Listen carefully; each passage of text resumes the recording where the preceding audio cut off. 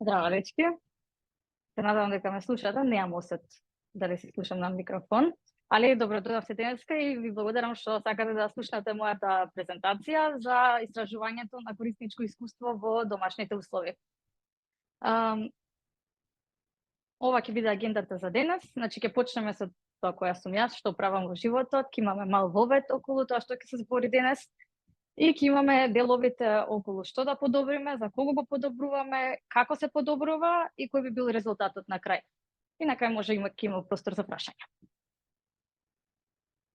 Значи, почнувајќи со мене, јас сум Емилија и низ текот на мојата кариера, што веќе заокружува, мислам дека 8 години, имав неколку титули, од senior UX UI дизајнер до продукт дизајнер до UX инженер, значи сум доста активна во многу полињата на UX-от и моментално работам во компанијата iBorn.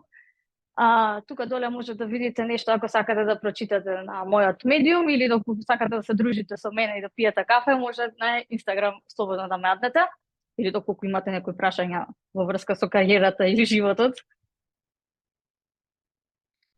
Тоа што сакам да зборувам денеска е предизвик што си го направив самата, а тоа е да се подобри платформата Кодфу. Јас оваа платформа ја знам уште од самите мои почетоци во кариерата, односно уште од самите почетоци кога почна факултет на техничките факултети. Се работи за платформа каде што најчесто студенти, меѓутоа може и средношколци и слично да учествуваат на надпревари за програмирање, при што има различни рунди за сето тоа. И нели се надпреваруваат и самите себе си се предизвикуваат да дадат што е можно подобро решение во алгоритмски задачи. Бидејќи работев во Нецетера е, да речам, главниот спонзор, креатор на оваа платформа. И има доста голема историја со нејзе. Работата е што во еден период платформата изгледаше вака, значи доста ретро како што гледате, бидејќи беше направена во Flash, што моментално веќе не постои, ама тоа беше и предизвикот на проектот што ни беше зададен, да можеме успешно да ја мигрираме од Flash во новите технологии, а со тоа и малце да подобриме во однос на дизајнот. Така да овдека имате мал увид на тоа како изгледаше најпрвичната платформа на Кодфу, односно Кодфу арената, каде што учесниците може да пишуваат задачи. И гледате дека е доста ретро изглед, што можеби сега е многу ретко да видите некоја страна што изгледа вака. Можеби во некоја администрација. Да, или банка, дефинитивно. Така да, што подобруваме? Ја подобруваме платформата. И зашто ни се потребни тие подобрувања? Па едноставно за користливоста, пристапноста, ориентацијата во која што се наоѓаат корисниците, задоволството што го сеќаат, да немаат стрес, да немаат збунетост и многу други фактори на кои што влијаат, нели? И во времето кога требаше да се мигрира ова, имавме некој ограничено време да ја подобриме оваа платформа, при што имавме некој дизајн, како што го гледате тука на сликата, краен дизајн, каде што јас и колегата Данило, што денеска не може да биде присутен, заедно учествувавме во подобрување на корисничкото искуство, на дизајнот, но меѓутоа имавме и задача исто и да го кодираме сето тоа. Што ни беше зададено за некои 2 до 3 месеци, да речем.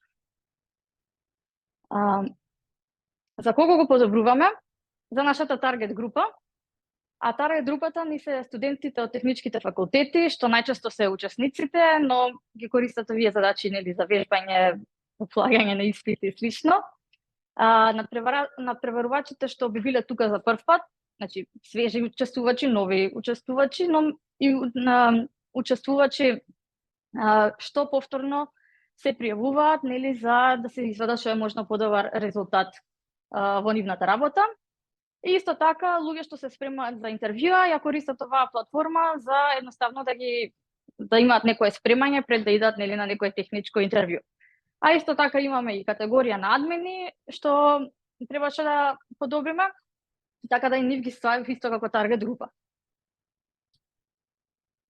Се, Бидејќи тогаш немавме многу време реално да направиме многу голямо истражување, идевме малце така на хероистички начин, да речам, за подобрување на работите, ама немавме никогаш време да направиме вистински тестирања, истражувања за тоа што на вистина им требаше на корисниците. Така да јас пред неколку месеци сакав да си направам самата на себе предизвик и да видам во ограничените услови што ми се дадени кога немам компанија позади себе, како можам да направам некое такво истражување сама по себе. Е дефинитивно многу time consuming, ама е доста интересно да видите каде ви се можностите и до кои граници може да одите. Така да може да ви се најде нешто корисно, утре вие да земете некоја платформа што ви е достапна, колку што ви е достапна, за да може да пробате да го подобрите корисничкото искуство на тоа. Ете, може би некоја банка од Македонија. Да, значи што вклучуваше моето истражување? Истражувањето вклучуваше интервјуа и тестирања, што значи дека собирав луѓе, правев интервјуа со нив и ги запишував сите тие работи што не им се допаѓаа на платформата и ги исто така ги следев кога ја користеа платформата, да видам каде можеби кочат, каде можеби се спунети и да ги откриам сите тие делови што им фалат. Исто така спроведив и неколку прашалници за луѓе што не можеа да дојдат директно на интервју со мене, па најдов алтернативен начин како да извадам информација од нив, а тоа беше преку неколку прашалници, што знаев дека имаат претходно користено платформата. Анализа правев на некои конкуренти, да речам, од овие попознатите странски слични платформи каде што има решавање на одредени алгоритмски задачи за вежбање или спремање што користат луѓе. Ги категоризирав сите податоци. Не се гледам, добро. Тоа е што да правам. Ги категоризирав сите податоци, направив некој редизајн и повторно го тестирав истото. Овдека на сликичките, ако успеете да прочитате нешто, се, да речам, некои работи што ги запишував од тестирањата на првичната верзија, каде што луѓето наидуваа на проблеми и ги запишував, како што гледате, со различни бои, тоа се, значи секоја боја се, да речам, посебен јузер. После од кога ги собрав сите тие податоци, ги категоризирав, да речам, според одредени таскови, според одредени делови на апликацијата, каде што имаше потенцијал да бидат подобрени. Тоа го направив така што, да речам, ги кластерирав сите слични проблеми и ставав стикерчиња, да речам, за да видам кои беа најбројните. При што исто така ги категоризирав во кои беа pain points на корисниците, кои беа деловите што им се допаѓа и кои беа желбите на корисниците. За да можам понатаму во новиот редизајн што го планирав да ги вметнам.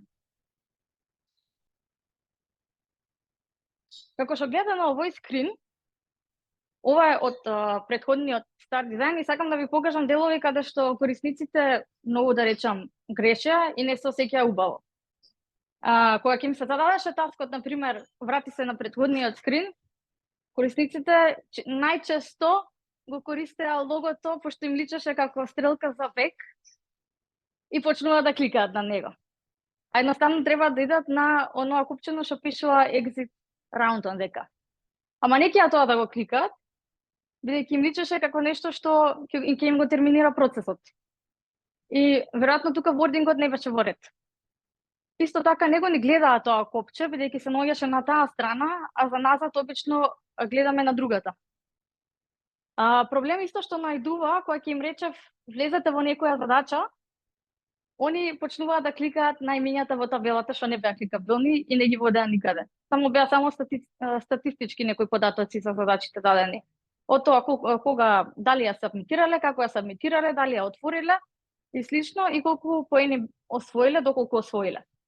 Вистинскиот начин преку кој што се влагаше на сето ова беше на оние табовите ондека што пишуваат 100, 200, 300, 400, 500 и често ги занемаруваа и прво одеа на кликање во табелата. Ова испадна дека имаше доста проблеми системот во однос на користливоста и што треба да се решат. Тоа истото и го направив.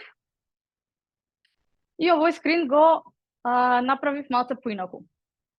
Сега веќе знаеа корисниците каде да кликнат од прва кога сакаат да стартнат нова задача.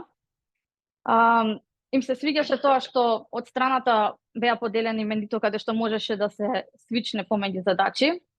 Стрелката за бек одма ја наоѓа и не кликаа повеќе на логото.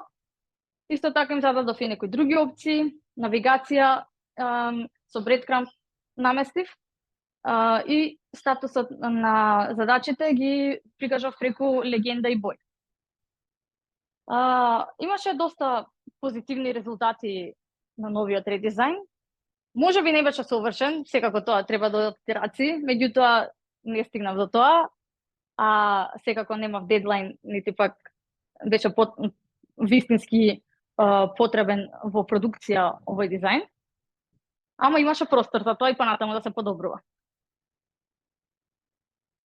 Резултатот на сето тоа беа посрекни корисници од второто тестирање, подобар и поинтуитивен дизајн и позитивен фидбек од повеќето корисници. Но секако тука не требаше да заврши, секако имаше огромен простор за како може понатаму да се подобруваат работите. Но за жал, како што дознав, е дека платформата повеќе нема да постои и нема да се користи, така што сепак ми беше добро искуство да видам како може ова да се направи во домашни услови, некој вакво истражување и дефинитивно повторно би го применила за некоја друга апликација во иднината. Имам напишано и статија за ова, доколку некој сака да ја прочита целосната статија во однос на истражувањето, може слободно да си го скенира ова, ќе оставам ајде некоја секунда да го скенирате.